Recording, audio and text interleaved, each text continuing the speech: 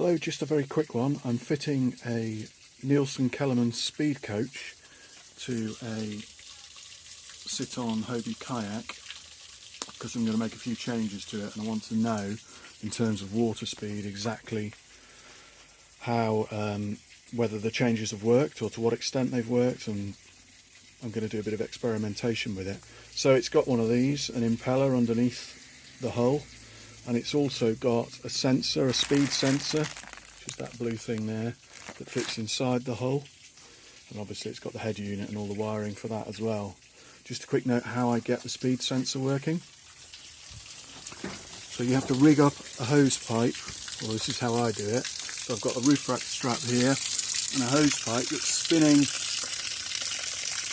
the propeller in water, and then without removing the adhesive pad from here, try it in various places. See, nothing there, nothing there, nothing there, but right at the bottom there you go. I'm getting a reading from the speed. So I mark that where it is, and I know that that's going to be perfect.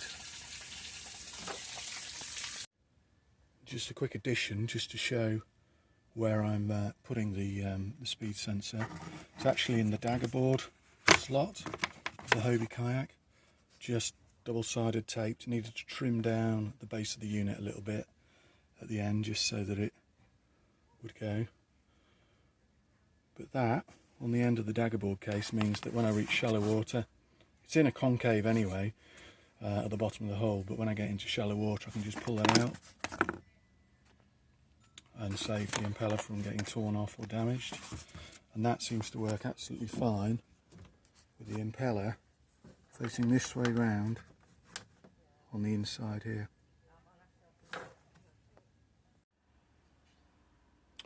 And if you're wondering how far the sensor will read away from the actual impeller propeller, it can be quite a distance. If you use this method of millimetrically positioning the sensor, I've actually got it working on this racing stand-up paddleboard. So that's through a good 8 or 9 inches of foam. That's actually red.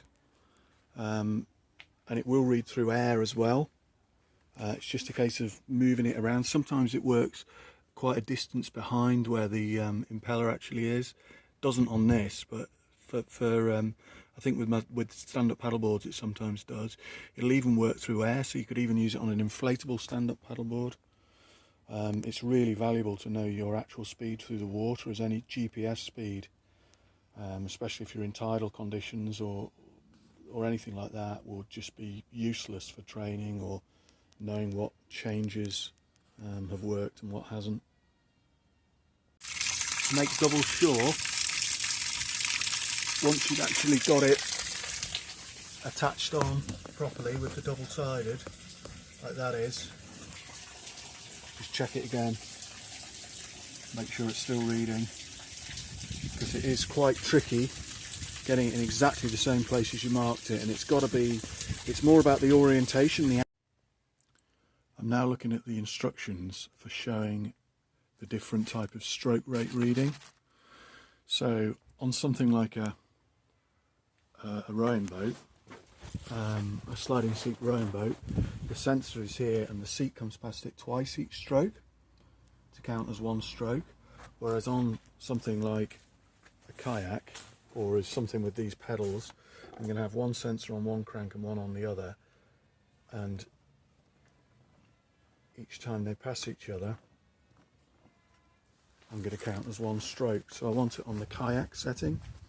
You can also, if a boat has a good acceleration and deceleration each stroke, like a rowing boat would have, you can have it on no stroke at all, and then it will calculate your stroke speed from the acceleration and deceleration of the boat. But the advantage, or supposedly what I'm hoping to find out the advantage is of the Hobie kayak drive, the Mirage drive, is that it won't accelerate and decelerate very much through the course of the stroke, so that probably won't work. So I'm going to use the proper speed sensor. So to reset that, it appears to be a long press of the bottom button, and it's saying like that's the info there about how you can set it, but it's a long press of that bottom button, and in my case till it says 1 STR.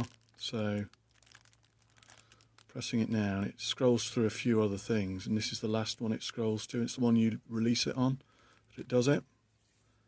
2, that's it. So released it on the 1 STR, and that should now be calibrated to work. To every time the cranks pass each other will count as a stroke. To complete the job, I fitted the stroke rate sensor, one to each side. One side's just a magnet, that's fine. That just glues on, and that will just come in and out with the Mirage drive. The rest of it, the wiring's going to stay with the boat, so there'll be nothing more annoying than if you glued this to the Mirage drive. So whenever you took the Mirage drive, or you wouldn't be able to take the Mirage drive out the boat. So I fitted it, this part, to a little piece of, I think it's glass fibre, it's just a little offcut I had, that just slides down. It's a tiny gap between that part and the crank.